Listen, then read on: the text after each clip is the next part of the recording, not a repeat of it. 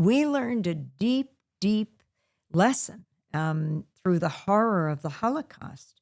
And that was never again for anyone, anywhere. And I think it is not only my Jewish education, I think for Muslims, Hindus, Christians, agnostics, atheists, this is a humanistic education. We cannot afford war anymore.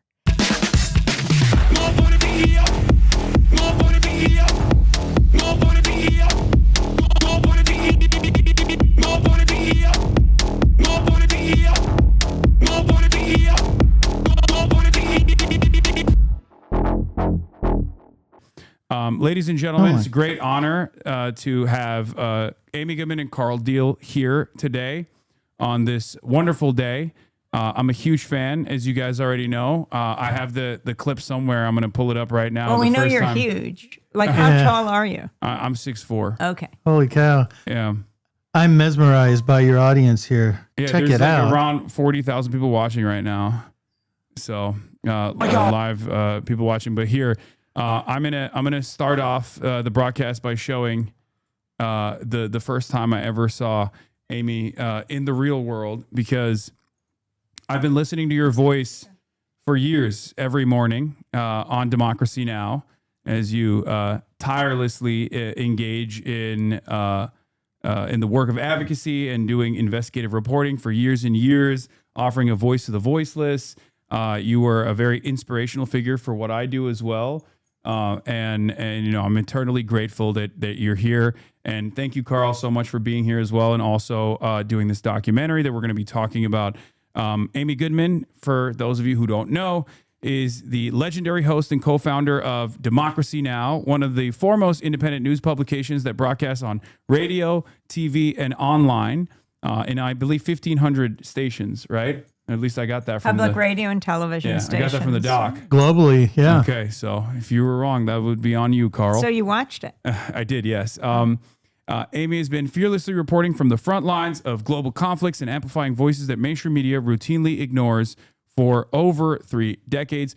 Her motto is "Steal this story, please," which also happens to be the name of the new documentary chronicling her fearless career in journalism. Follows Amy as she takes on soldiers, politicians, and corporate media in pursuit of the truth. The documentary has already won over a dozen awards at major film festivals. Also joining me is Carl Deal, the film's co-director and a former investigative journalist and a longtime documentary filmmaker whose work has consistently looked at power, media, and resistance from the ground up. In Steal the Story, Please, he turns Amy Goodman's story into a film about what independent journalism preserves and what the public loses when that space disappears.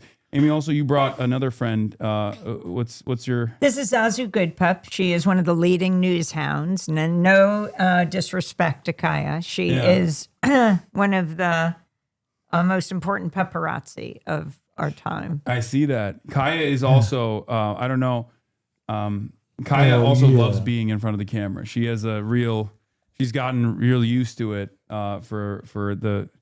through the many years that I've been doing, merch photo shoots and things like that. And she knows how to strike a pose, and she will get in here when she feels like she's not being sufficiently paid attention to. Zazu's probably the most popular character in the film. Tell him what happened at Telluride. This is such an interesting story. Oh my God, I don't know if I should spend time telling this story. There was, at the Telluride Film Festival, it's different from all others. You don't know what films are going to be there. And Carl and Tia's film, Steal the Story, Please, was invited to the film festival. When we got there, we then learned that all different films, and the film about Bruce Springsteen was also there, Deliver Me From Nowhere. And Jeremy Strong and Jeremy Allen White were there. Actually, Bruce came, and so did John Landau, because it's a story of that friendship. And it's an important one. I didn't know what to do with Zazu at the time because I had to leave her in New York, so I asked a friend, Patty, to take care of her. And then it turns out that This film was there. John Lando was there. She had gone out with his brother for quite a long time. John Lando's brother, Patty, who was taking care of Zazu. And I said, oh my goodness, this film is happening. Deliver Me from Nowhere. John Lando is here. Bruce is here. And she said, what is wrong with this picture? You are a Telluride, and I'm sitting taking care of your dog in New York. Yeah. Yeah. It's beautiful. You said Bruce on a first name basis. Has Bruce Springsteen been on the show, I assume? Well, we just had our 30th anniversary, and we had this big event at the Riverside Church, this famous church where Dr. Martin Luther King gave his speech against the war in Vietnam a year to the day before he was assassinated. April 4th, 1967, he gave the speech. So that's where we had the 30th anniversary event. The problem was 2,000 people were going to pack the place on February 23rd, and then Snowmageddon happened. And the day before, we had to cancel it. Oh, no. So then we found a date about a month later, and Wynton Marsalis was going to go down the aisle, this jazz legend, but he had to go to Japan, so he wasn't going to be a part of it. But Patti Smith rejoined. She was with us at the 20th anniversary, and now she could attend on March 23rd, as did Michael Stipe of REM and Hooray for the Riff Raff, the singing Palante, Ever Forward. Michael Stipe, Patti Smith, and to wrap up, I looked out at the thousands of people and said, we couldn't figure out how to end tonight. Oh, but I see someone in the audience who could maybe help us. The boss, Bruce Springsteen. So he got up, he sang, as he is singing all over the country now, streets of Minneapolis. And then together, they all came up on the stage, Patty, Michael, Hooray, and Bruce. And they sang Patty's legendary song, People of the Power. And maybe that's a great way to start here, because that is the principle of independent media. People have the power. You know, when we're going to cover war, we're not brought to you by weapons manufacturers. When we're going to cover the climate catastrophe, we're not brought to you by the oil, gas, or coal companies. And we're going to cover inequality, not brought to you by the banks and the financial institutions, but brought to you by listeners, viewers, and readers who are so committed to an authentic, independent voice. That's the kind of media that'll save us. Absolutely. What do you say about the state of media right now? Now that we have Kalshi and even Polymarket, these like gambling websites that are also purchasing ad space and doing collaborations with the likes of CNN. Do you feel like the state of mainstream media is in a worse position than it has ever been? I mean, the legacy media is really in a shambles. I mean, we had on a few weeks ago, maybe someone could take Zazu because she's getting a little nervous here. I think she wants to investigate some news story. Oh, maybe she's just going to sit. Maybe she'll just sit. We had on a Washington Post reporter, and she'd done, okay, Kaya and Zazu getting to know each other. She had done an anatomy of the first day of the bombing of Iran, right? The girls' school in Manab in southern Iran, where like 175 people died, about a dozen teachers, but overwhelmingly primary school girls. And just watching them get to know each other here. And, you know, I think it was a U.S. Missile that most likely was used in this. President Trump tried to say it was Iran was using it, but they don't use these particular U.S. missiles. The Tomahawk missiles, The Tomahawk missile. So she had done this really explosive expose, but she wasn't doing it for the Washington Post because she had just been laid off, as had hundreds of Washington Post journalists, right? Jeff Bezos, who founded Amazon, owns the Washington Post. They developed their motto, democracy dies in the darkness, under Bezos, but that's exactly what's happening now. They laid off almost their entire Middle East department, their division of reporters, as U.S. and Israel attacks Iran. And this is extremely serious. What is happening to the media? The corporate mergers. You have CBS and you have, Skydance merging with Paramount, owning CBS and 60 Minutes. And how did they get approval for this corporate merger?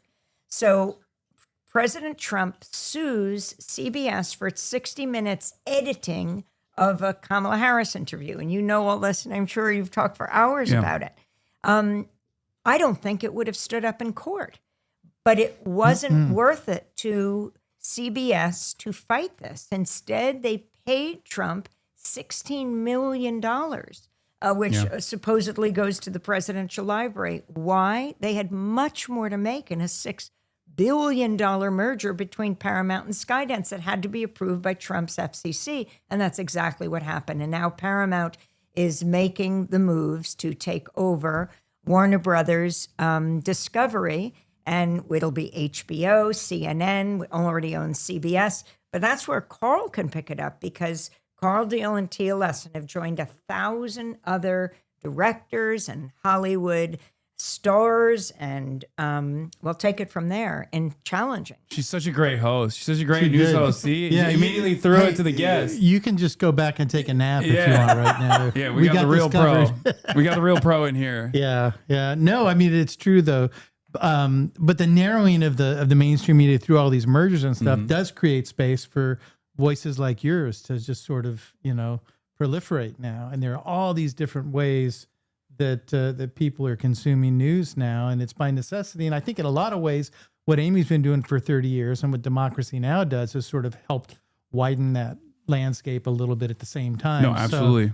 So the mergers are screwing everything up. I mean, like Amy said, there's been this movement now called Block the Merger. Everybody thinks this is a done deal, but it's not. Yeah. I mean, Paramount, it hasn't been approved yet.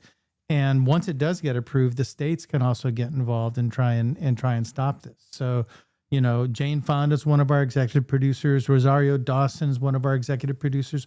Julie Cohen, Tia. I mean, we've all signed this letter Tom with Morello. hundreds of our colleagues. Oh, but we've signed this letter to let people know, and are trying to bring some attention to it, because it not only affects the business, but it affects the consumer and what it is that we have access to, right? Yeah. So No, absolutely. Because freedom of the press, the reason it's enshrined in the Constitution, is much more than freedom of the press. It's about the public's right to know. And that's how a democracy functions. And when you erode that, when the president calls the press the enemy of the people, that is taking us down an authoritarian road that must be challenged. As Maria Ressa says on Democracy Now!, that's included in Steal the Story, Please, the new documentary. The rights we lose today, we may never get back. Yeah. So can I see you fanning out to Amy here? Are you going to play this? Okay. Yeah, sure. I was going right. to move on to the questions, but you're right. This is the first time I ever saw Amy Goodman in real life. At the DNC last year, or 2 years ago. Oh my God. Oh my God. Excuse me. Oh my God. I'm such a big fan of you. And you had no idea who I was. You're like, what is this tall person yelling at me for? Amazing. Can I take a photo with you? Yes, you can. Oh my God. Oh Her my snap God. on We're live right now. Oh my God, chat. I don't even know if this is Hasan. Hasan. Oh, you guys have? You guys know who I am? Oh my God, that's crazy. You're amazing. I love you. I love you so much. I love all of you guys. You guys are incredible. Thank you. Hi, of course. Hi, Hasan. Sharif, nice to meet you. What's going on? I got the hat and everything. I'm also a donor. Someone sent me from your donation. Liver, organ, what organ? No. Not an organ. No. This is incredible. You guys are inspirational. You literally are so important in motivating me to do what I do now.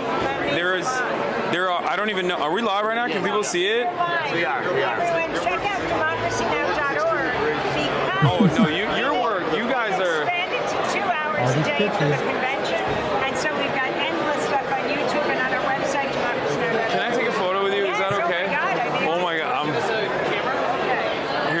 I'm gonna cry a little bit. I'm fangirling.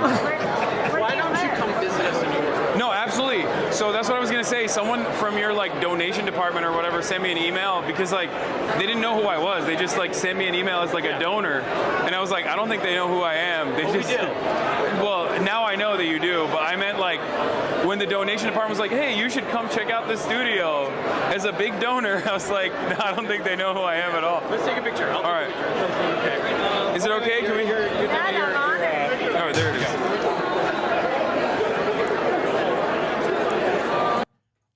Yeah, that's Okay, that was our first interaction.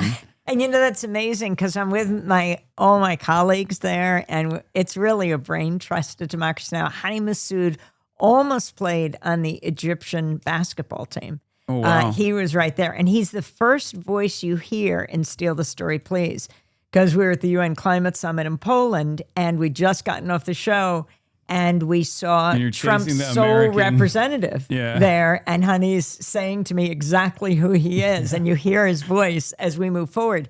And then there's Nermeen Sheikh, who is the co-host on Democracy Now! In the white jacket. Oh, where's she? And next to him is, there's Nermeen Sharif Abdel Qaddus. He's right there. And, Sharif is now at Drop Site News. He's behind. And in the documentary, there's this whole part at the Republican convention in St. Paul where it was John McCain and Sarah Palin, and there were mass protests against the war in Iraq. And Sharif and Nicole Salazar went to cover it, our two of our producers, and they immediately got arrested, and Nicole was slammed to the ground. And so I was on the convention floor, and because you've been inside and you've been outside, it's hard to get to the convention floor. Finally, I got there. I had to ask a bunch of questions. I got a call. Sharif and Nicole have been arrested. Oh, my God. So we go racing out.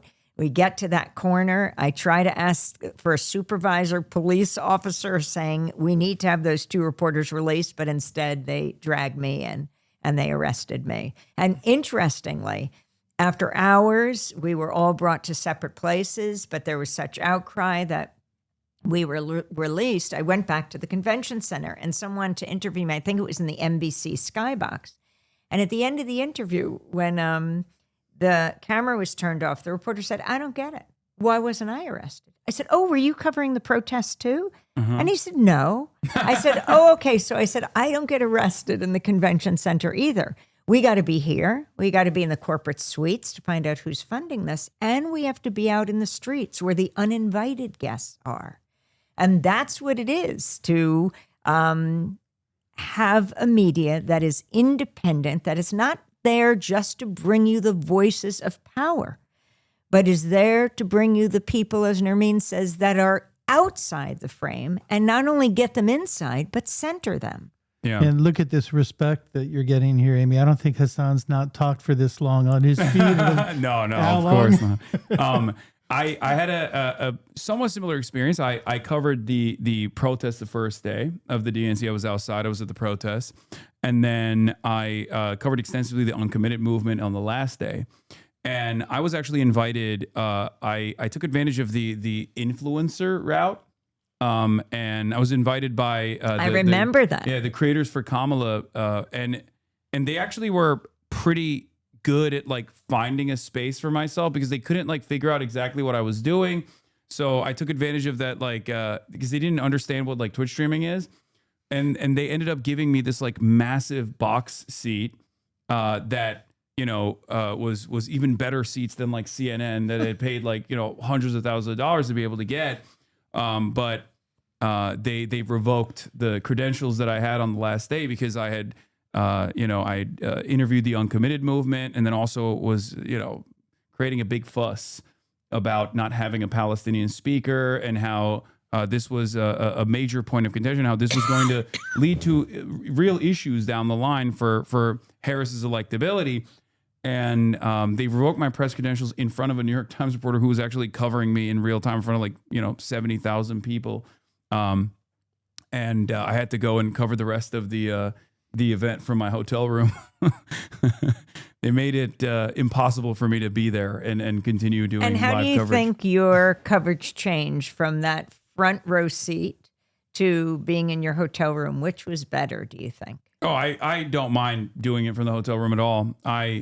It didn't, like, my commentary didn't change at all. Well, I had to whisper because like someone, I was yelling a little too much in my hotel room apparently, because when I heard Kamala Harris talk about, how she was going to commandeer the most lethal military, I was like, oh no, this is like disastrous. Like, this is disastrous, pro-war commentary coming from the Democratic president, the Democratic presidential contender.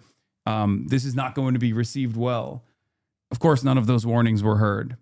But yeah, I had someone down the hall come in, knock on my door, and be like, "Listen, I like your commentary, but you got to keep it down a little bit." So I had to whisper, yell for the rest of the night. Yeah. But I want to start off by asking the question. I think I might know the answer to this as well, because it's like something that I also embody. Why do you encourage others to steal your story? I think of an exclusive as a failure, because just us having it, well, what matters is people talking about it everywhere. That's when people can decide what they want to do about it. So in the documentary, Steal the Story, Please, we go out to Standing Rock, to the Standing Rock Sioux Reservation in North Dakota. It's this epic struggle. It was the first presidential race between Hillary Clinton and Donald Trump.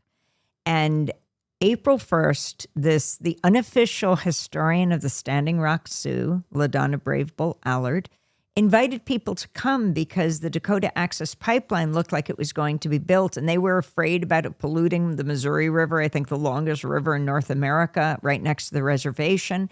And she said anyone who would come could stay on her property, set up your teepee or your tent. And she thought a couple dozen people would come. Yeah. Hundreds came, then thousands came. Then all these resistance camps were built. Like veterans and veterans, people from all different walks of life. indigenous people from Latin Water is America. life. Water is life. First Nations from Canada. It was the largest indigenous gathering in decades in the United States, and their non-native allies. And so we were covering it from afar, but came from New York, Labor Day weekend. And we covered a group of people that went onto property that they said was their burial ground, and a judge was going to rule on whether it could be excavated a few days later. But they were shocked to see bulldozers there already beginning the excavation.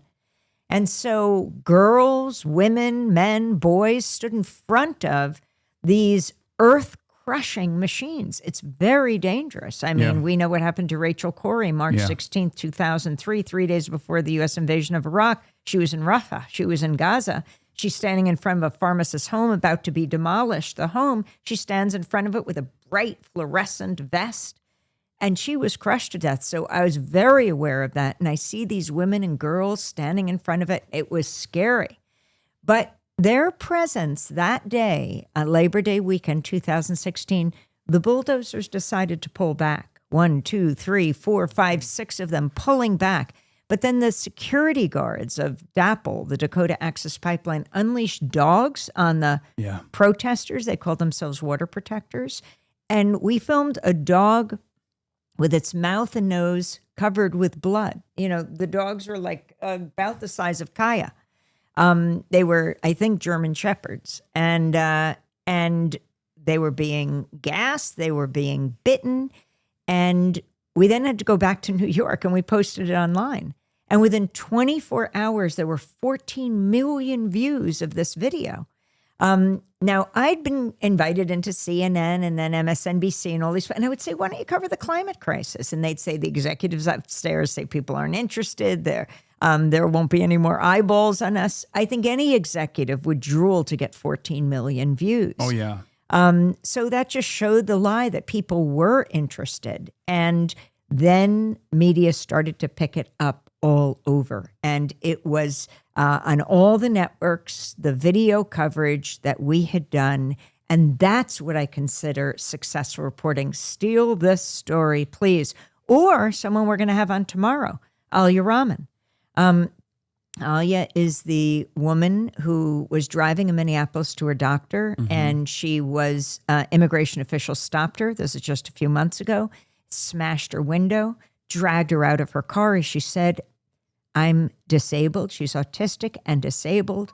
And they said too late, and they take her to the Whipple Detention Center. And we interview her then. Ilhan Omar, the only Somali refugee Congress member, invites her to the State of the Union. She goes there. She's really injured, but she felt it was too important not to go to the State of the Union. She's sitting in the gallery with all the other invited guests. And you know how that was. The Republicans. I wouldn't. Your camera will pick up what's on your phone. Yeah. The Republicans were standing up, sitting down, standing up, applauding, sitting down. That would work the other way too if it was Democrat. And so at one point when President Trump was denigrating the people of the Twin Cities, Alia stood up quietly, just bearing witness. And security took her out. And she had already been brutalized. And now she was being taken down again. So she's arrested. She goes to jail. She was supposed to be on our show the next day for her response to the State of the Union. She got out of jail at 4 a.m. and she says, Amy, she comes on Democracy Now! The next day, I'm wearing the same clothes I wore last night because I just got out of jail and I thought it's important to live up to my commitment. Well, now she is suing. And tomorrow, her and her lawyer will come on to talk about their case. But when we had her tell her story of what happened at SOTU, the State of the Union, all the papers picked up the story because we don't have your typical pundits on who know so little about so much, explaining the world to us and getting it so wrong. We have people closest to the story at the target end of policy. And that's the kind of voice we need picked up and stolen to be widely disseminated in the press, because it's how the rest of the world learns about us is through the press. It's how we learn about a lot of things in this country, and it's got to be through something other than a corporate lens. Yeah. No, it's absolutely. I have a similar motto as well, probably picked up from your assessment too, from your motto, but that is my mentality as far as the things that I talk about, where people will be like, oh, I use your talking points when talking to my family members. I'm like, well, that's the whole point. I want you to internalize what I'm talking about, and then be able to effectively communicate the right side of a lot of these issues, a lot of these causes, so that you can then, change their minds as well, in the same way that I've been able to do that to people in my audience. So now I have a question. All these people that are writing in, which just is amazing to see all the emojis and the words. Yeah. If anyone's in the Los Angeles area, one of the things that we're doing as Tia and Carl take the film around, it just opened in New York and now it's in Los Angeles at the various Lemleys, is doing fundraisers for independent media. And of course, I got my start at Pacifica Radio, founded in 1949 in the Bay Area. We're going to do one for KPFA this weekend. But tomorrow is the big day for KPFK because, of course, you live in KPFK land. You live in Los Angeles. And we're going to be at the Lemley Royal on Santa Monica Boulevard in West LA. And they're having 2 screenings of the documentary at 1:10 and 7:10, and we're going to do a Q&A afterwards, and there's a dinner before the 7:10 one, and anyone who wants to come out and see these films, it's a great way to both see the films and support independent media. And you can go to kpfk.org, their website, and get tickets right there. It's tomorrow. That's the 17th of April at 1:10 and 7:10. Is this allowed on your show? of course. Oh, And my you should God. support independent media, Yeah. of course. If you can come out on Friday for one of those 2 shows, do.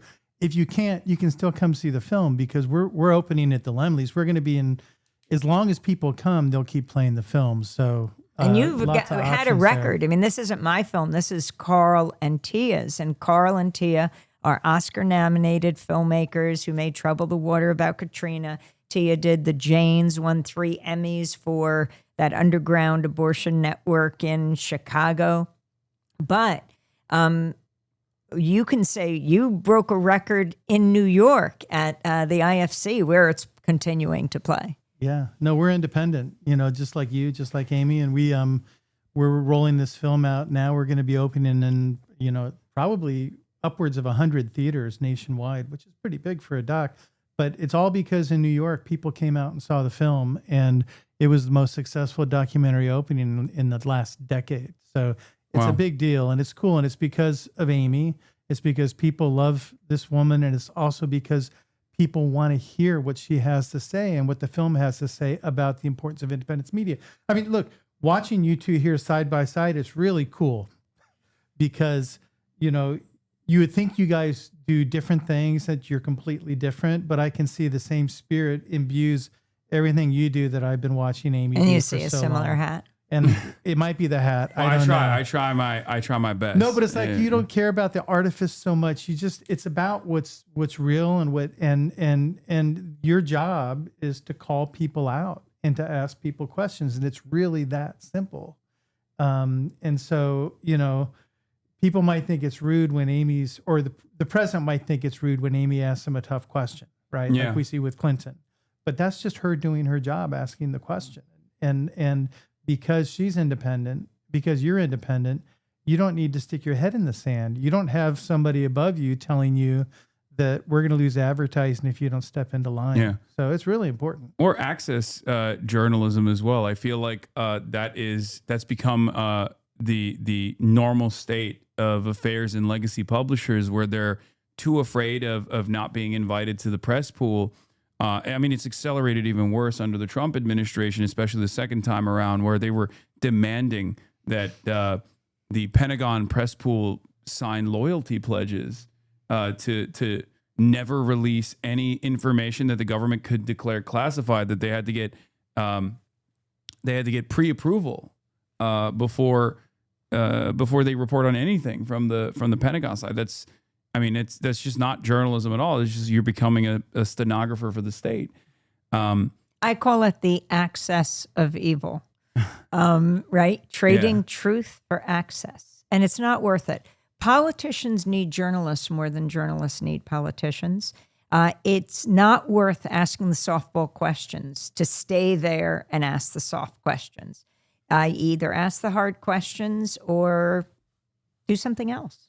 Yeah. Do you feel like there are still people that are carrying on that spirit? I mean, there's obviously independent media outlets. One that you guys also work with quite frequently is Dropsite.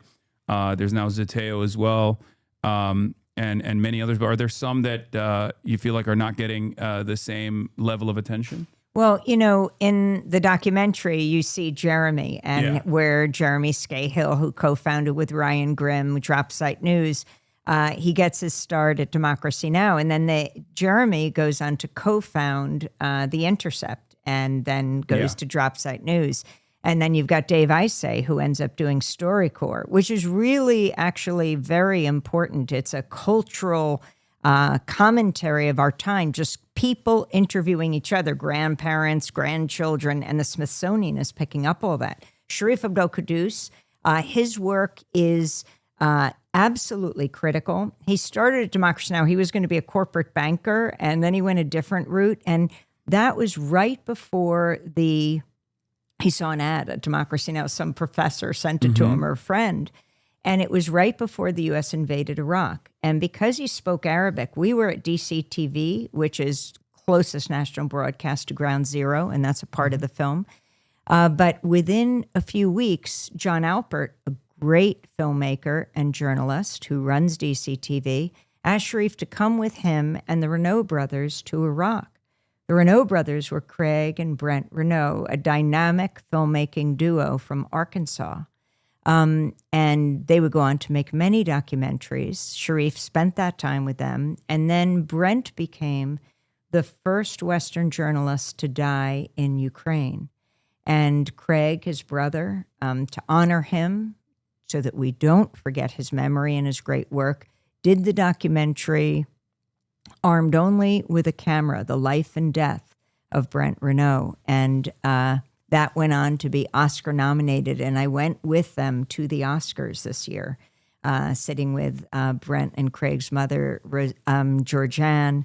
And that work will hopefully continue in all different ways. Okay, Those are so- big Check it pictures. out. So I got some Wow, you're exclusives good at here. this. Okay, I got some exclusives Wow. here, and so I'm gonna show them one by one.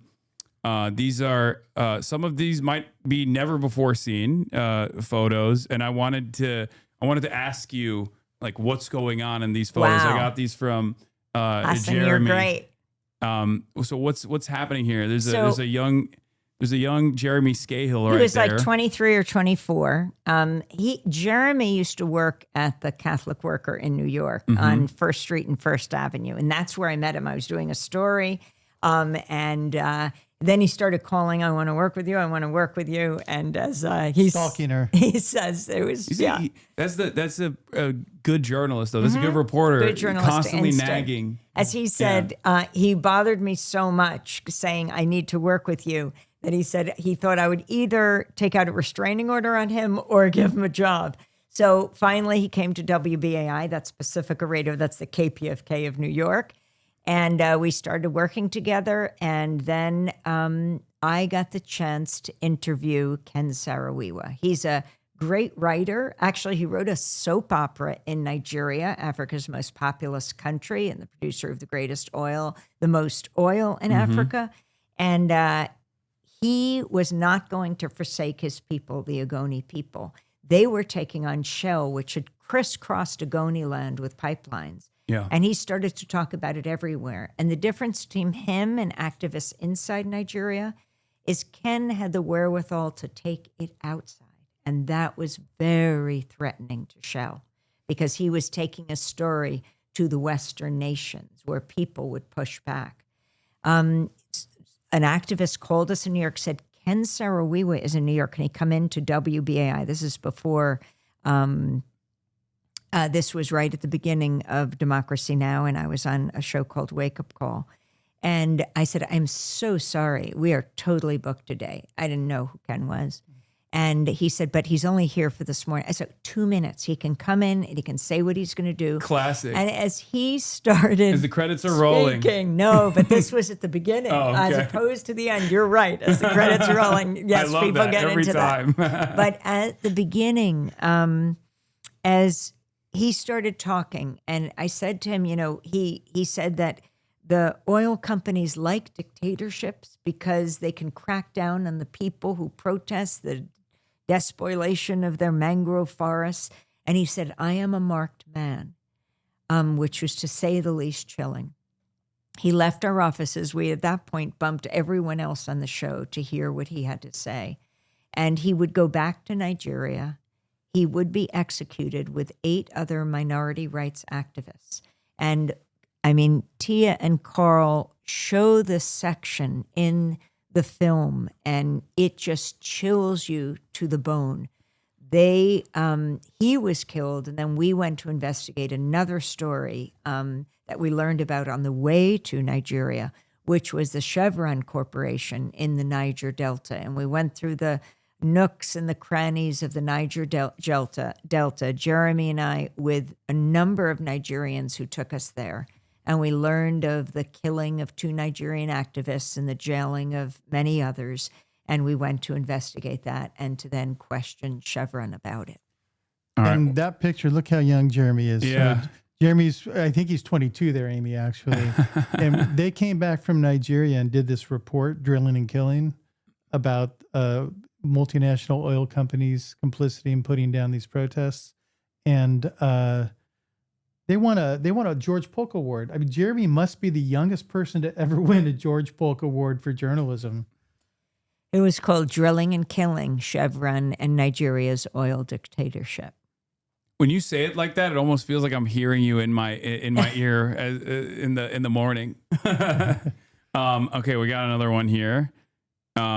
Is this? It might be from the And same as trip, you look for potentially. these pictures, I just want to remind people, if in your LA area, I love your emojis, but I want to see you in person. So if you're here tomorrow on the 17th, 1:10 or 7:10 at the Lemley Royal. And by the way, the other thing, because we have to look at the whole constellation of independent media, these independent art houses around the country, I especially appreciate these theaters after the pandemic. You know, media was so important, Pacifica and public radio and television during the pandemic keep us safe at home, but we can all engage in a dialogue from the safety of our isolation. But now there's nothing that compares to people being together. We just got word from Tia Lesson, the co-director of the film. She's at the Full Frame Festival. Maybe one of you guys in North Carolina listening, in Durham. 1,000 people packed into the Carolina Theater to watch it today. I mean, on a Thursday afternoon, at 1 in the afternoon, 1,000 people came out to see the film and to hear Amy. It was something else. And what's really cool about this film, I got to say, because T and I produced a bunch of Michael Moore's films, and we've been around a little bit. And when you get an audience, you can tell when you have an audience on your side. You get instant gratification here, Hasan, because you're getting these constant feed. Yeah. When somebody's looking at it on their telephone, they could be scared. You don't know what they're doing with it. But when you see it in a theater, and with this film, it really feels like you're at a No Kings rally, except the sound is really, really good. And it forces you to have an experience with strangers, and it can be really cathartic. And especially when it's somebody with the charisma of an Amy Goodman, who's opening up and sort of letting you get a peek into her life, but also understanding the bigger issues that are so important today, probably more than ever in my lifetime. So. I've been saying go to LA, but I know that you have like a global audience, and people can check it out at stealthestory.org. And that's the website of the film, and it's showing all the theaters, and more theaters are being added all over. And they've won all these audience favorite awards at all the film festivals from the United States, Santa Barbara, Santa Fe, Seattle, Woodstock, to Oslo, Norway, the Human Film Festival. If anyone's watching from Norway right now, it's just been amazing to see what you guys did with this film, with the 30 years of Democracy Now! It's not easy. Hi, Jeremy. Yeah, another photo of young Jeremy. Not exactly sure where this is from. Where is this? It looks like an amphitheater, but this one, I personally, this is my favorite. I just recently came back from Cuba, and I saw this young Jeremy with the fitted backwards hat next to Asada Shakur. It's an Amman Jordan. Okay. Yeah. I don't know how you let this guy be around you with this outfit. But wait a second. Can you tell us a little about your Cuba trip? Because it's amazing what you did. Yeah. So we went alongside Progressive International. I'm good friends with some of the organizers there. And I hit him up right as Trump had accelerated the oil blockade. It actually started in 2019 with the secondary sanctions. A lot of people don't even know that, but like it got significantly worse in the last couple of months, where the Trump administration decided no oil shipments from any country whatsoever. This was right after the Venezuela operation, where they kidnapped Maduro, cutting off a lifeline that Cuba was relying on. And I hit my friend up, David Adler, and I was like, what do we do? And he's like, I'm already working on it. So we put together this group. We worked alongside Code Pink, the Answer Coalition, brought an international group of artists, activists, politicians, and the like, and we brought in 40 tons of aid, medical aid, food, necessary supplies. This is after one blackout after another in Cuba. Yeah. And at that point, it was, they had experienced, I think, like 36 hours of rolling blackouts, and it was devastating. I had talked to Ben Rhodes prior to going, to get a feel for what it was going to be like. And he said to me, like, you're going to be very sad when you see it. And he was right. I was very sad when first I was taken aback by how beautiful the island is, but then I was very sad about all this poverty. And then I got very angry because I was like, we're doing this to this country of 10 million people that's unfortunately 90 miles off of our coastline. And I say unfortunately because I feel like we've never allowed this island nation to breathe, and we've limited so much potential that Cuba has, and all for an ideological purpose. At first, because there was a lot of industries that Cuban Americans owned that I guess the American government was not fond of the seizure of. But then after that, it turned into this ideological war, and it still carries on in that similar vein. But yeah, it was a total devastation. I interviewed doctors, both responsible for the medical missions. They were so sad that Marco Rubio had successfully severed medical missions in Jamaica and numerous other countries. Some of the countries had said no, like Italy had said no to severing the medical missions. But it was... I was in Haiti after the earthquake. Wow. And the number of Cuban doctors who were there helping. I mean, some whole hospitals were run by Cuban doctors. Yeah. It's I mean, yeah, they're tremendous. The Cuban government, I believe, sends more doctors to poor countries around the world than the G7 nations combined. Yeah. And I think Marco Rubio said he wanted to have them investigated for human trafficking. Yeah, that's They tried to send doctors to New Orleans after Katrina. Yeah, exactly. And were denied, but because we couldn't take care of our own, or we wouldn't. Yeah. And I guess it's a technically principled stance against any sort of socialized medicine that the American government carries on, where they're like denying other countries. But I was talking to the head of the medical missions, and he was telling me that like they had 100% coverage in Jamaica. And now there's so many parts of Jamaica, we're just never going to see another doctor ever again. And he was telling me like, the Jamaican politicians that responded to this pressure, they can maybe get platinum healthcare in their countries. They can even fly to America to get this. But like poor Jamaicans that live in the countryside are never going to be able to see another healthcare professional because of this decision. It was devastating. One of the things that I also was shocked to find out about was the resilience of the Cuban people, the amount of biomedical research they've conducted. They've had a lung cancer vaccine since the 90s. America's restricted the distribution of said lung cancer vaccine, even though I think it was a collaborative effort with a Colorado university. They have currently a diabetic ulcer treatment that is that America is doing its very best to block the distribution of. They were forced to create an indigenous COVID vaccine because the American government stopped Jack Ma's shipment of Sinovacs from entering the island. And not only that, but then also the American government created another vaccine hesitancy campaign. We know about the one in the Philippines. That was covered extensively. But apparently there was another vaccine hesitancy campaign in Latin America because they wanted to stop the Cuban vaccines from being distributed in Latin American countries. And they created more vaccine hesitancy campaigns in Latin America. And what's really interesting about the ties of, I guess, American empire and how, all of these foreign adversaries that we've designed as enemies collaborate with one another, oftentimes forced to collaborate with one another, is the fact that the American government, alongside Israel, bombed the Pasteur Institute in Iran. That was the institute that was in coordination with, I think, Havana. That was the institute that created that indigenous COVID vaccine that made its way to Latin American countries.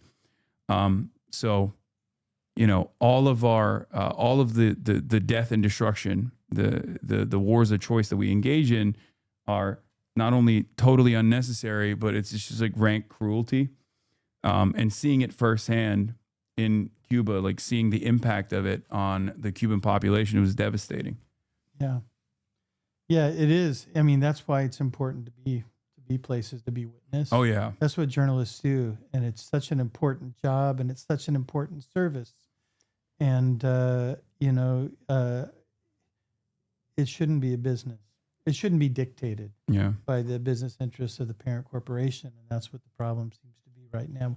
It's not a new thing, but we just happen to have an openly transactional president who has, pulled back the curtain and doesn't even try and hide it.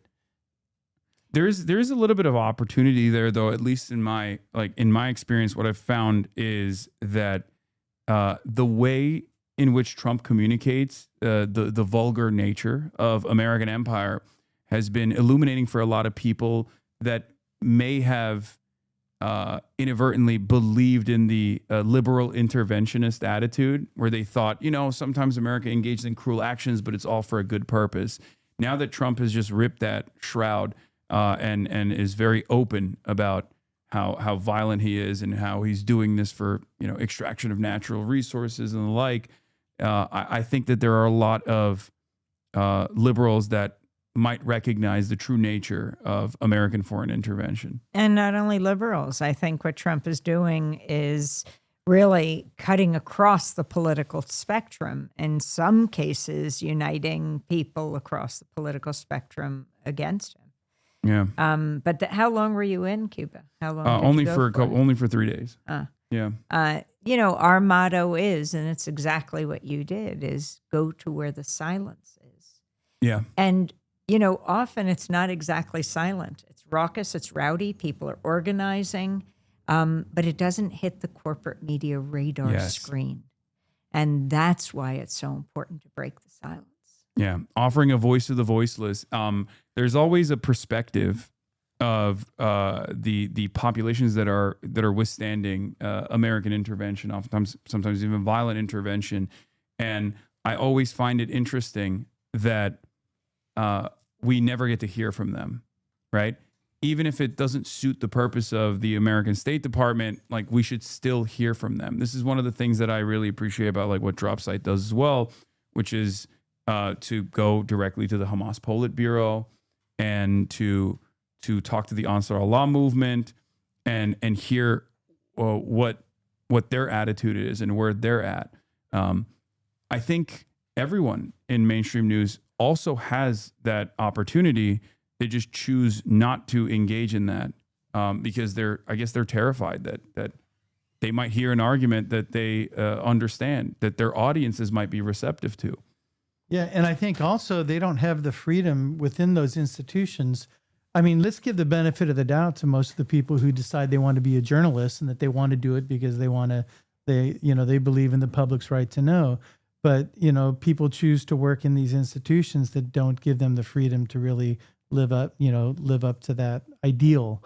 And, it's one of the things we're seeing now with so many people fleeing and going on their own, not unlike what you do, but there are people who've been in the legacy media for a long time who are either out of a job now or they're leaving because they don't like what's happening and they're finding ways to do it on their own. I'm just making sure there's a human at the other end of the leash of Zazu. Yeah. Is Zazu okay there? Oh, good. Okay. And it's why this idea of trickle-up journalism that Amy and Democracy Now! Practice, where you want the stories to infiltrate and to come up, is why we called this film Steal This Story, Please, right? Yeah. It's not Steal This Story, Please. It's not, hey, you want this story? It's Steal This Story, Please. Do your fucking job. Yeah, and this experience for yourself is not always a comfortable one, right? Your career is filled with incredible moments of standing up to power, from being the only reporter aboard the plane with the ousted Haitian president, Aristide, when he attempted to return to Haiti, to being badly beaten by Indonesian soldiers in 1991. You've literally risked your life for the truth. I'm sure a lot of people have asked this question already, but what keeps you motivated after all these years? And in retrospect, do you think you're crazy for doing everything that you've done? Well, have you ever been asked that question before? Covering President Aristide was an amazing experience because he wasn't the victim of one U.S.-backed coup, but two. And the U.S. took him out of Haiti. He was the democratically elected president, him and his wife, Mildred Aristide, and sent him on a plane to the Central African Republic. This so enraged Trans-Africa which was an amazing group that was founded by Randall Robinson, who has since died. That Maxine Waters, the congresswoman from here, Los Angeles, a Jamaican parliamentarian, got a plane and went to the Central African Republic to bring him back. He was basically under house arrest there. And I got a call from Randall Robinson, and he said, would you want to cover this? And I said, absolutely, I want to be there. He would later tell me that his wife, that Randall's wife, had said to him, what are you doing? You're a small plane of black people. This was under George Bush, Rumsfeld, Colin Powell, Condoleezza Rice. And he said, you're a small plane of black people. You could be blown right out of the sky. You have to have someone white with you. So I didn't realize that's when he called me, Randall Robinson. He said, would you like to come cover this trip? And so then when Randall Robinson's wife said, I don't understand, you're going? Did you get someone? He said, yes, I called Amy Goodman. And she said, oh, no, you're going to get blown out of the sky even faster. But anyway, we all went to Bangui, and they negotiated with Bozize, the CAR leader who was in power for a year and wanted to look like he had the imprimatur of his country, and they got the Aristides back. But as they were coming back to Haiti, Rumsfeld and Powell and Condoleezza Rice threatened them and said, you are not to come back to this hemisphere. To which Randall Robinson replied, whose hemisphere? Like, what are they talking about? They would go into exile in South Africa for 7.5 years. And then I went to South Africa with Danny Glover, who had always wanted to make a film about Toussaint Louverture, the independence leader of Haiti, and followed them back in a plane to Haiti when they successfully landed. And the response was enormous in the streets. I mean, that was an incredible experience. From that to, East Timor is a story of epic horror. It's one of the great genocides of the late 20th century. A third of the population was killed by the Indonesian military, which was armed, trained, and financed by the United States. They invaded December 7th, 1975, and for the next quarter of a century, they killed off the people. And I covered East Timor, went there with my colleague Alan Nairn, who was writing for The New Yorker, and on November 12th, 91, we witnessed and survived a massacre of over 270 Timorese. We thought our presence as Western journalists could head off the attack because we came from the same country the Indonesian soldiers' weapons came from. Yeah. But unfortunately, it did not head off that attack. But as information came back to the United States, and you see that scene in the film when I'm questioning Mike McCurry, the spokesperson for President Clinton, Congress actually had cut off military training aid to Indonesia. Was Clinton really going to restore it? And he got angry, McCurry, and he said, the turnip is dry.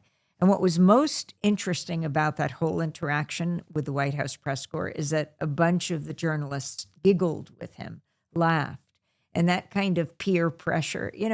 Who cares? Because we're talking about lives here. We're talking about life and death situations. But in 1999, the people of East Timor got to vote for their freedom in a UN-sponsored resolution and a referendum. And 3 years later, they became one of the newest nations in the world. Yeah.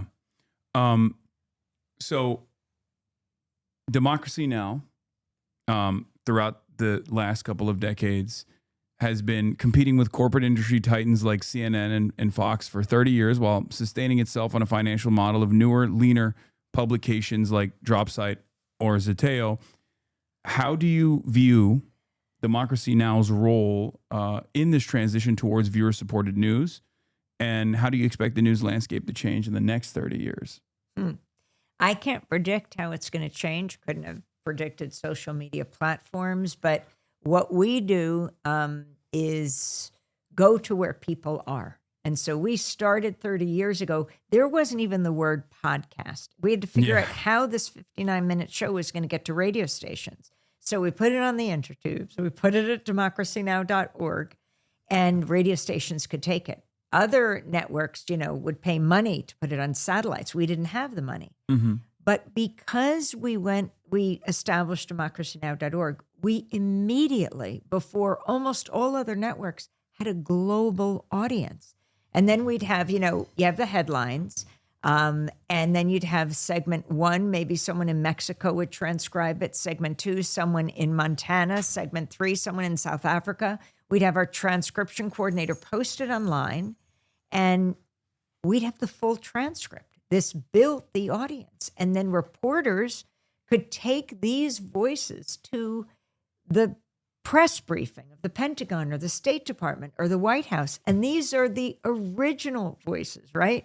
Not like those pundits, what I was saying before, who know so little about so much, explaining the world to us and getting it so wrong, and asking the president, the Pentagon spokesperson, the Secretary of Defense, and others.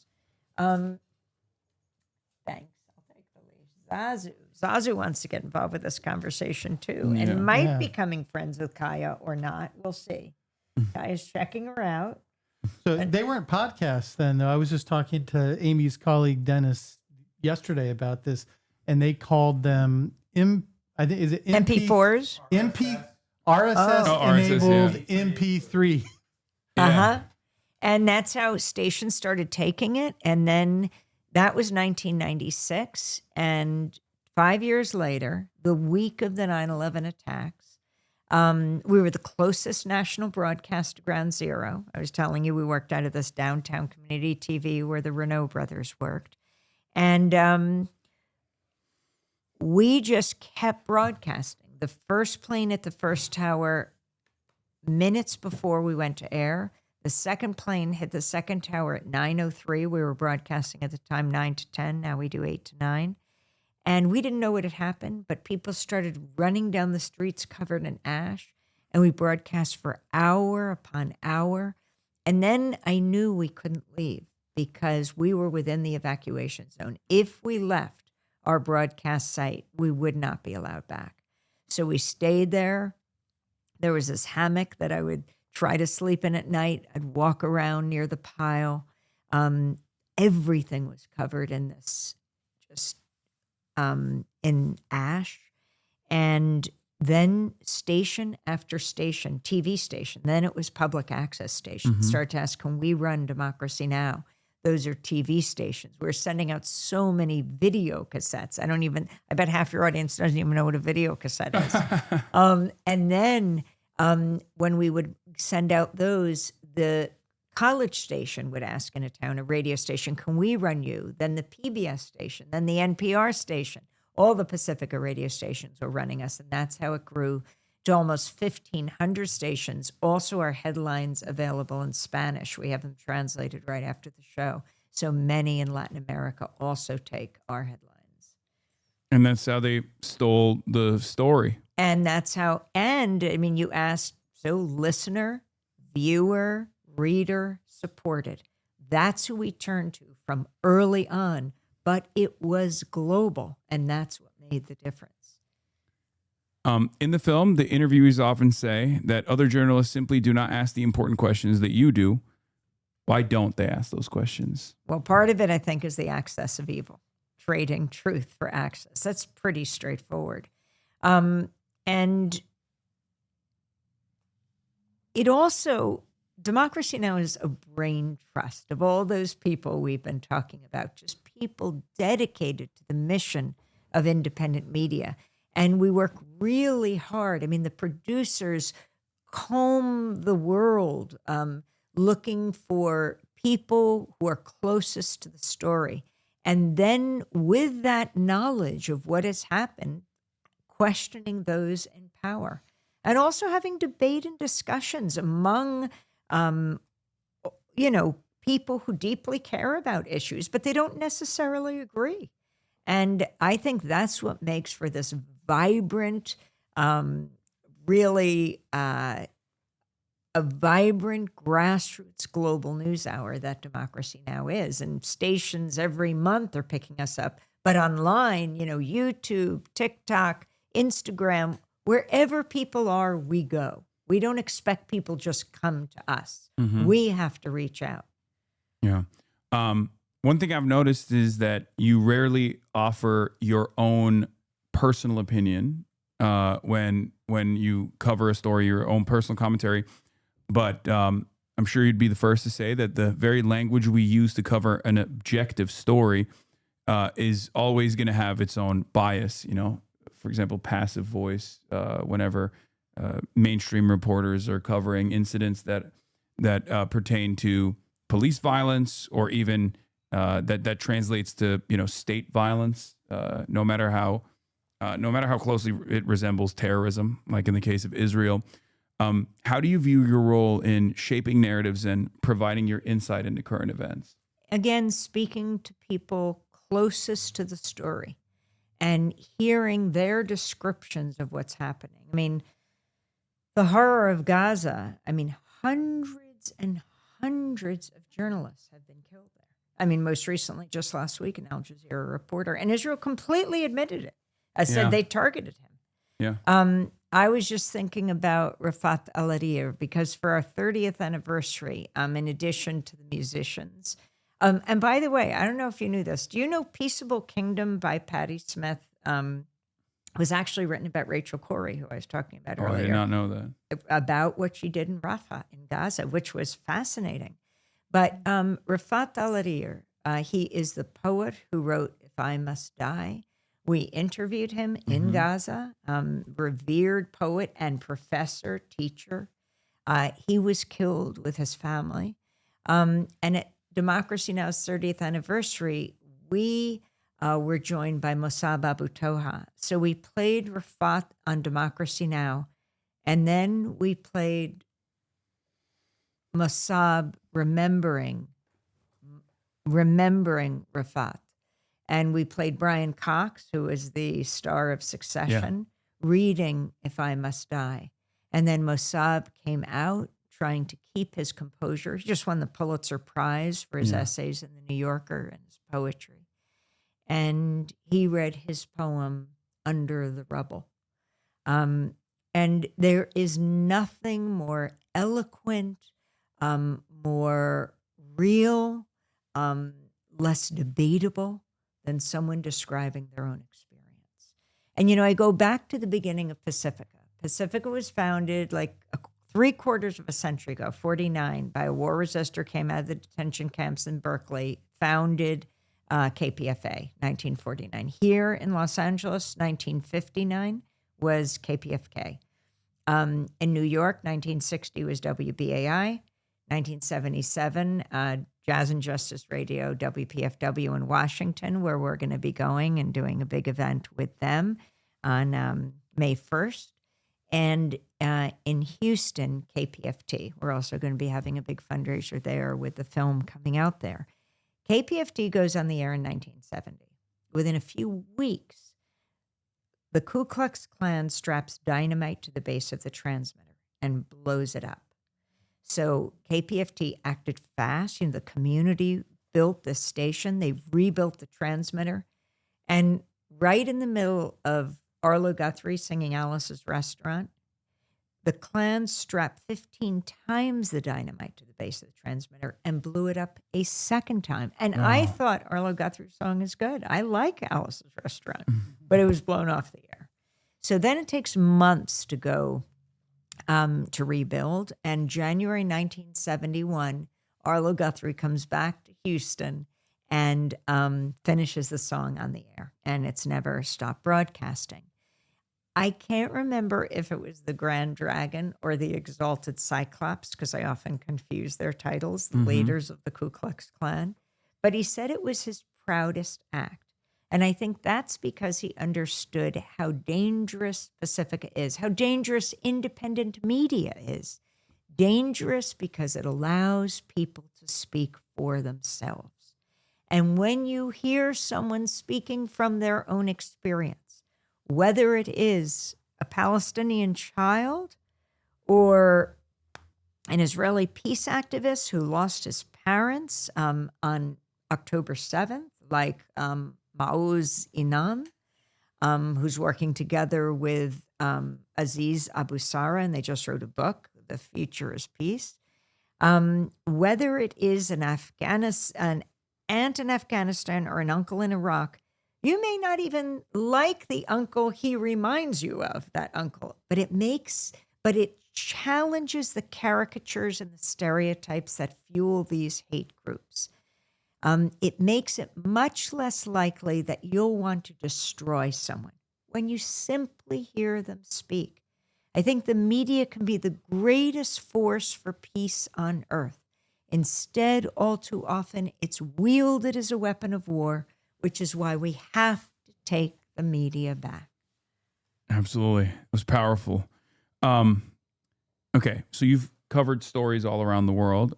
We briefly talked about it, but what was the trip that had the biggest impact on your life? I don't know if it's a corny question or not, but what was the biggest trip? What was the trip that had the biggest impact on your life? And do you ever take any fun, relaxing vacations that don't involve paramilitary groups? Oh my God. Sitting on my couch with Zazu is like, for 20 minutes, is like a month on the Riviera. Is that a good enough answer? That's a great answer. It's one that I would probably give because it's a question that I get asked all the time as well. So I wanted to carry it over to you. I'm not broadcasting live 24 hours a day. I know, but you have been tirelessly doing this, I wouldn't say I'm tireless. I can still be tired and do it. Yeah. Well, but you've been doing this for so consistently for so many decades that it's just like I do, I had to ask you that question. This is one that I receive all the time. Well, let me try though. I know you're asking Amy, but Amy's so used to centering other voices and other people that I think it's sort of ingrained in her DNA not to be able to answer a direct question about herself. Yeah, because she's very selfless. But she talked about it earlier, and I'm just speaking because I immersed myself in the last 30 years. My partner T and I did, and when Amy, there's no bullshit coming out of Amy when she believes everything she says, and she lives her life by these ideals. And so when she says that surviving the massacre and witnessing those murders in East Timor by an army that was armed and financed and trained by the United States, that changed her, she means it. And then off of that, her reporting changed what was happening in East Timor because it became part of a much larger movement. And that's, I think, so objectively speaking, as an outside observer who had nothing to do with what Amy did, seeing the power that you have as a journalist, that your voice can have to change the course of history or to influence the course of history, I think was the most life-changing thing that I've seen her experience. I mean, in that case, it was the people on the ground, especially these young people in Timor. They weren't even born when Indonesia invaded and illegally occupied them, but they were the ones who were standing up. And that is incredibly inspiring, even when their friends, when their neighbors were killed. And so many of these interviews in Timor, in Haiti, here in the United States, interviewing people in Gaza through this period, in Iran. I mean, it is amazing to talk to Iranians in the diaspora, Iranians in Iran. But I mean, the professors, the artists, the poets, the people who themselves have been victims on the regime, of the regime, on death row in the Evin prison, notorious prison. But they are saying now, no, this is not going to improve the situation for us and our colleagues, the dissidents, our compatriots in Iran right now. It will harden this regime. This is not what we think will further any kind of democracy. It's just amazing to hear people speak for themselves. And they're the ones who change history, to point a mic in their direction, to shine a spotlight on what they're doing. That's the honor of my life. Wow. I wanted to give you a poster. We got one right there. Oh, here it is. Here it is. Yeah. But check this out. You know who Shepard Fairey is? Yeah, of course. The artist. Yeah, the amazing, started as a street artist. He works in all kinds of media. He did the Barack Obama Hope Yes. and Change poster. The Hope He and did. Change poster. Yeah. Well, he did this. He's also a fan of hers, not of mine. Mm-hmm. And he offered to do this poster, and it's just beautiful because what I love about it here is it's the fist in the air, and the weapon is the microphone. Yeah. And we just went to Shepard Fairey's studio, and we told him we wanted to give this to you. And again, at the top, it says, "Go to where the silence is and say something." And that's really very much where Carl and Tia end the documentary. Yeah. But You have to sign this for Hasan. oh, I'm going to sign it. Yeah. What an honor. I have another question for you. Again, somewhat of a corny one, but you've basically interviewed every single person, from Bill Clinton to Noam Chomsky and some of Jeffrey Epstein's other friends as well. What was the most important interview that you've ever conducted? Oh, man. It's tough. It's a tough question. I cannot say the most important interview. Thank you so much. And then look, I have to show you something. In the Okay. background, this is when Sharif got arrested. And then I also got arrested along with him. This is the standoff at Standing Rock covering it.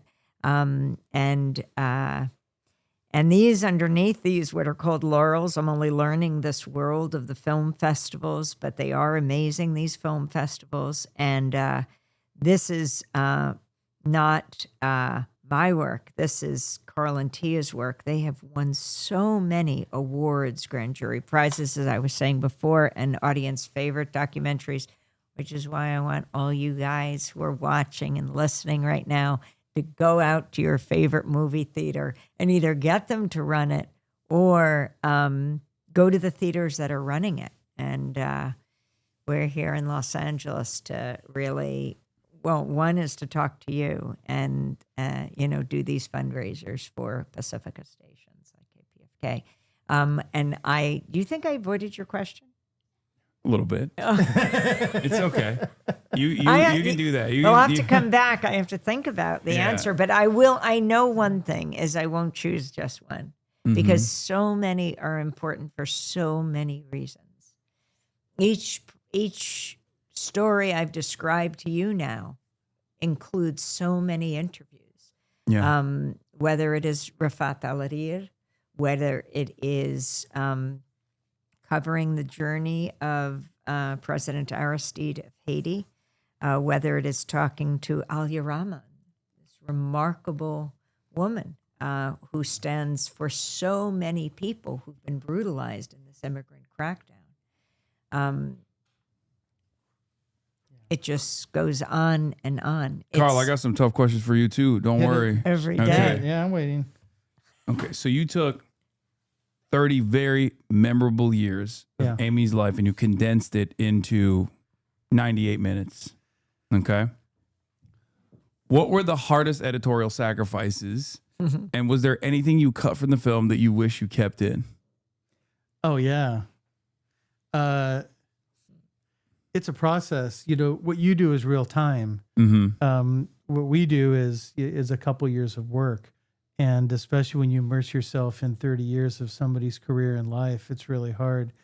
I'd say in a weird way, Steal This Story, Please is also a very personal story for me and for Tia, because it's a reflection of the things that Amy has done throughout her life that have impacted us the most profoundly and that sit with us to this day. So I'd say, the choices are difficult to make. When we had a hard choice, when we had 3.5 hours of a film and we knew that we couldn't put out 3.5 hours of a film, we had to impose some process. And that was whatever was speaking most clearly and profoundly to the moment that we're living in now stayed in the film. That. And the other big rule which has always been a rule, which we learned from Michael Moore, is you never take a laugh out. And Amy Goodman is a barrel of laughs. She has so much fun in this life. She is surrounded by so many great people.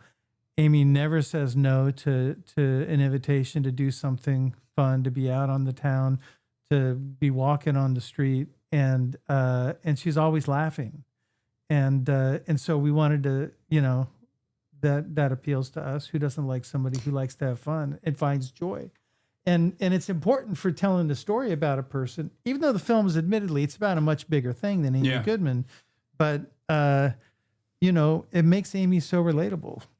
I was just looking at this picture you have up of drilling and killing Jeremy Scahill and much younger me, drilling and killing Chevron Nigeria's oil dictatorship. I think this was at the, That Polk? I think this was at the Polk Awards, and they had us do a large poster. But it made me think about the Overseas Press Club Awards, because we had won an Overseas Press Club for the award for this. And I'm not here to boast about that, but we learned about the ceremony. It was at a Midtown hotel. And we thought, okay, I think it was in the midst of the bombing of Yugoslavia. And we had so much work to do, but we were supposed to go and collect this award. So Jeremy and I raced over to the hotel. And we couldn't actually afford to sit and have the meal because it was expensive. It was hundreds of journalists who were there. So we went as press covering our own awards. And but what we saw there was Richard Holbrooke. And he was the U.S. envoy on Yugoslavia at the time. And this was, oh my gosh, it's almost exactly like 27 years ago. And we said, oh my God, this is fantastic. Because we're at this award ceremony, we get to speak to people you wouldn't normally get to speak to. And so this is a real opportunity. We had our tape recorder because we're going to cover our own award ceremony. So we ran up to Mr. Holbrooke and we said, he had just given a speech talking about how how NATO had bombed the RTS building. That's Radio Television Serbia. Right. They were taking out the body parts of the makeup artists, of the camera people. It was horrifying. This is a civilian site. And so we wanted to ask him a question. And here he is at a prestigious award ceremony, surrounded by journalists. That's right. This was the perfect moment. Yeah. Right before he spoke, we went up to ask him because we thought maybe we won't get a chance to. Actually, he was going into the bathroom, so we were following him to the bathroom. But he said, no, they made a deal here that I would not answer questions. And the head of the Overseas Press Club came over and said to us, what are you doing? And so I said, well, we were asking Mr. Holbrooke a question. He's the point person on NATO bombing Yugoslavia. Yeah. And they said, no, we made a deal. We're not going to ask him questions because he's our keynote speaker. So then we go back in and they're announcing the awards and they come to the award that we were winning. And it was one of the network news anchors, and I think it was Tom Brokaw, and he said, and now the Overseas Press Club Award goes to drilling and killing Nigeria's oil dictatorship. Jeremy had gone up right before when Mr. Holbrooke had just finished his speech and said, Mr. Holbrooke, because he wanted to ask him a question then. That was our second Jeremy attempt. doing that. And I was standing at the back of the room, and they had security take him out. And so I was at the back, and as they're taking Jeremy out, I said, release that man. He's just about to win an award. And they were very confused. They didn't know what to do. And when Brokaw announced that we had won the award, I went up. Jeremy had already been taken out, so now it's just me. And I go up in the station and I said, Mr. Brokaw, I want to thank you for the Overseas Press Club Award, but we're going to have to refuse it. Meanwhile, I'm thinking, oh my God, I didn't even ask Jeremy, but he's been taken out. I didn't have the opportunity. I hope he's okay with us refusing this award. Yeah. And I said, we're going to have to refuse the award because we came to this event, which honors the highest in journalism, and yet we were told that a deal had been made, that an agreement had been made with a person who's a key player in the NATO bombing of Yugoslavia, that we're not allowed to ask him questions. So I want to say thank you, but no thank you. And Brokaw said, well, that's why the First Amendment is great. And that was the end of that. So when I see that picture of us, I asked Jeremy after, did you mind that I'm so sorry that we're not bringing home this award. And so given that he had been taken out, he definitely understood and supported the decision. Yeah. It reminds me of, I think it was during the Columbia campus, student encampments that were taking place. I believe it was like the Pulitzer Hall that was like offering, or the journalism school was setting guidelines on what their students were able to report in the student newspaper, because they were worried that the Trump administration, or not even the Trump administration, the Biden administration at the time, was going to enforce these restrictions. Or was it under the Trump administration? But I just thought that it was very interesting that, like, I think it was under Biden. Yeah, we're teaching this next generation in an incredibly prestigious university that is the same, that carries the same name as an award that is given to reporters, where we were teaching them that you have to censor yourself ahead of time instead of conducting what you're supposed to do as a reporter, as a journalist. It's a very interesting lesson in, I guess, that hypocrisy that has been going on for far longer. There was a question I had. I have a question. Okay. Do you have the trailer? Do I have the trailer? I can find it. I don't think I have it right here, but no, I don't have the trailer here. I can find it though. StealThisStory.org. Oh, it's there. Oh, right. It sure it's right is. there. I think you hear Jeremy in it, right? You hear Jeremy in it. And you hear Sharif in it.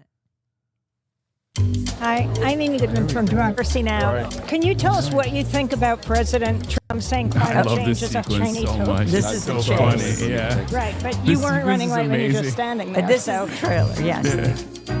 My first impressions of Amy. What did you say to those who say that you're a war criminal? Man, she's I was asking Bush Don't that. push me. No. Journalist here. Independent media is the oxygen of a democracy, What do you mean by independent? Not being sponsored by corporations. Amy's chaotically brilliant at the spy game. We began on 9 radio stations. If she believes something, she's going to fight for it and get it out to the world. Straight up journalism. It came from my Jewish education that you ask questions. Sharif, can you talk about what's happened on the Gaza Strip? From Ground Zero from East Timor, as we deplane in Haiti, from Georgia's death row prison. We had to smuggle in our recording equipment. This was extremely dangerous. We're accusing a powerful American corporation of murder. Without any warning, the military opened fire on the protesters. They put the guns to our heads. It is critical that we expose what is done in our name. Donald Trump understood corporate owners of the media would do anything for money. She taught me, speak to the people at the target end of the bomb, speak to those who are being deliberately silenced. When you hear someone speak, it's less likely you'll want to destroy them. We expand the frame and center those voices. There is a great force that would like to silence us. The press is the enemy of the people. We're not the only thing to And we're not going to let it happen. Wow. one thing missing from that. A pull quote from Hasan Piker. That's what we need. No. You mean wow? No. Yeah. Just wow. Yeah, just wow. Oh, I have many words to say. Yeah, you could have put the me fangirling. But hey, it almost made the film. It was in the cut for a little while. oh, really? Absolutely. Damn, yes. you put me on the you edited me out. Now we got to get the real deal, the Carl Deal cut. Yeah. But also Juan Gonzalez throughout this film, who's Yeah. been with Democracy Now! For 30 years. He had 2 DNs, like the New York Daily News he was with for 29 years. And he had Democracy Now!, which he's still with. And his wisdom, his journalistic prowess, he began way back. He was part of the Columbia Students' Strike of 1968, one of the leaders, and then went on to found the New York chapter of the Young Lords with a group of people. And one of the things he says in the documentary, which is so profound, you see this group of Puerto Rican, I mean, they're like the Puerto Rican Black Panthers. Yeah. As he says, we managed to frame our own story, to shape our own narrative. When you look at that circle of Puerto Rican activists, you realize almost everyone became a journalist. Yeah. And he said, that is the most important thing you can do. And that's the whole idea behind Steal This Story, Please. It's really about shaping the narrative and putting it out there. Yeah.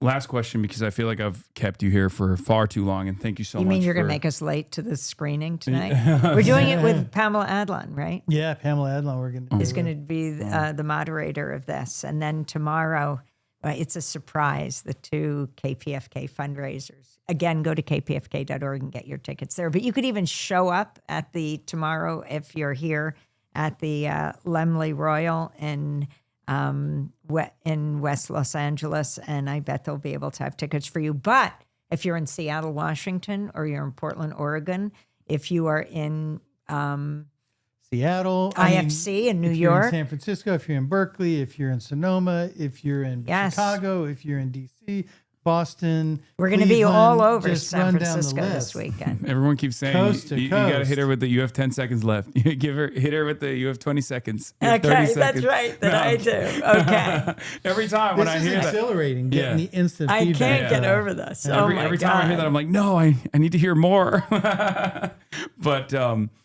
what I was gonna say is there's been a real sea change in attitudes over Israel's conduct in the last 2.5 years now. And I feel like that is, of course, the lion's share of that burden comes from the Palestinians, who were able to communicate the atrocities that were taking place in real time, sometimes in their final moments. And again, think of all those hundreds of journalists. Yeah, and not even just reporters who are unbelievably brave, but even regular, ordinary Palestinians under constant threat by the Israeli occupation, being bombarded, having their lives destroyed.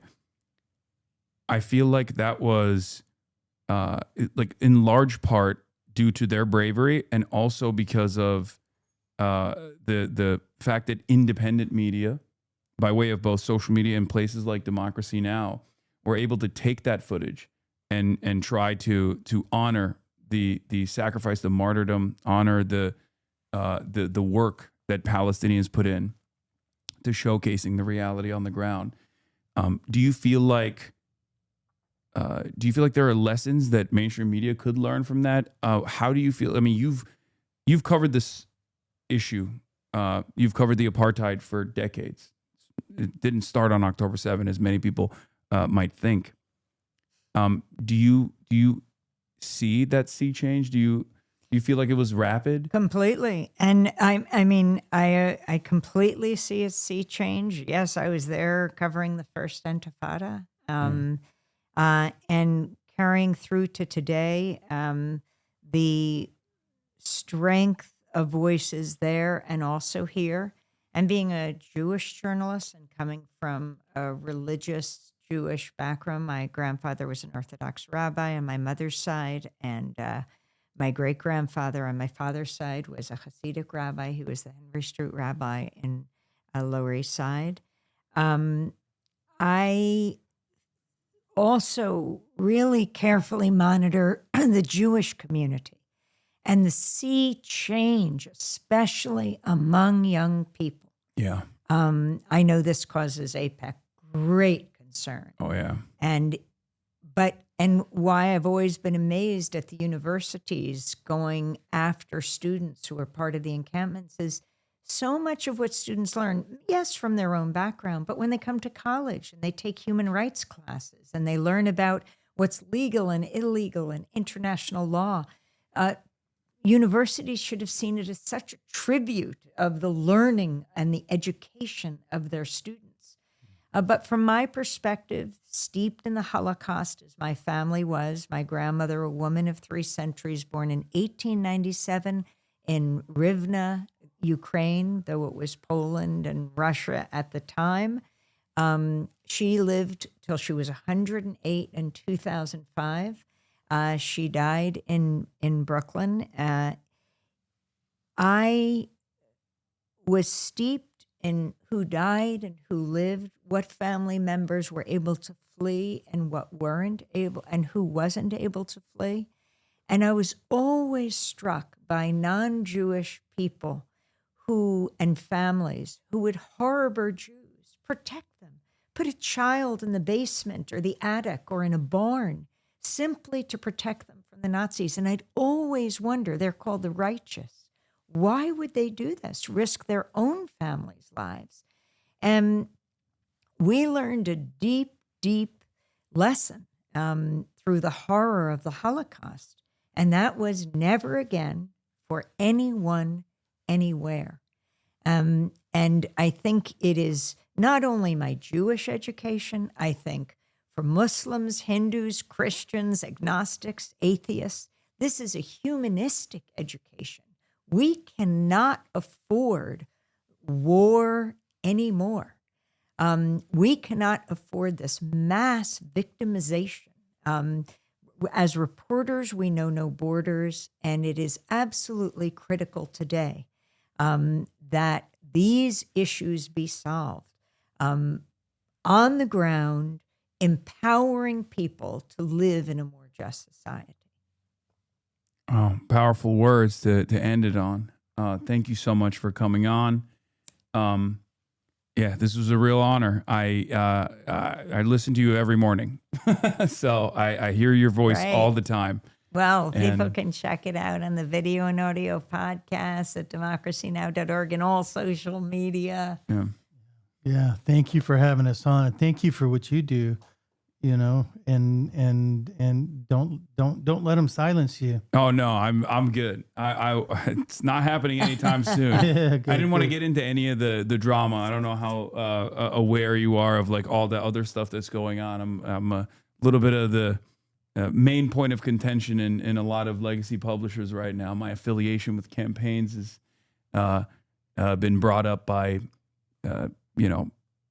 right-wing think tanks, APAC, ADL, and numerous other organizations are trying to forcibly sever my ties with Democratic elected representatives and people who are campaigning. But it hasn't worked so far. Yeah. So, and I don't think it'll work at all. Yeah. Because we are now, due to, in large part, your work, your tireless work for many, many years, we're in a very different media environment where the independent media that is truly independent of the corporate shackles, the golden shackles that corporations offer, can communicate truth to power, and the audience is much more receptive to it, and they demand it. Hopefully, the lesson that they can learn from that is to reestablish credibility that they've lost and do true contentious adversarial reporting, investigative reporting, and not just investigative reporting every now and then so they can like claw back a little bit of that legitimacy that they've lost, but just like consistently engage in that. But yeah, thank you so much for coming on. This was a real honor. Thank you so much, Hasan. And thank you so much to this amazing tens of thousands of people who are listening and watching right now. This is what community looks like. Yeah. Absolutely. Yeah. All right. Thank you.